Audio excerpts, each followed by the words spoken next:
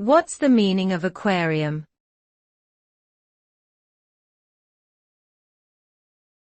Aquarium.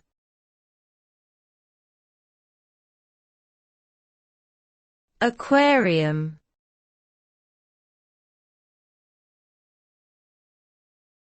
Aquarium.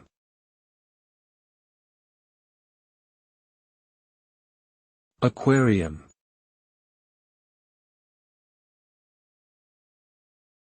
An aquarium is a transparent container, often made of glass, that is filled with water and used to house aquatic organisms such as fish, plants, and invertebrates.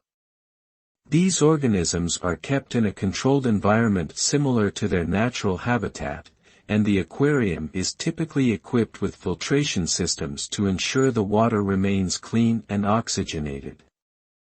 Aquariums are commonly used for decorative purposes in homes, businesses, and public spaces, and can also be used as educational tools to teach people about aquatic life.